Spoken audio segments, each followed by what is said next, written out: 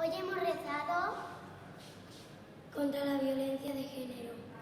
no pegar a las mujeres. Si ves a algún hombre que está maltratando a una mujer, llame a la policía.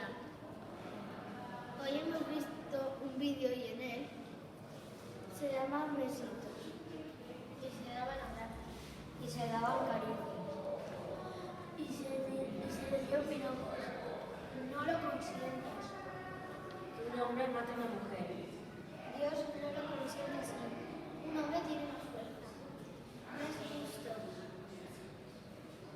que los hombres abusen de su fuerza. Es muy bonito que todos se quieran. No insultar a las mujeres.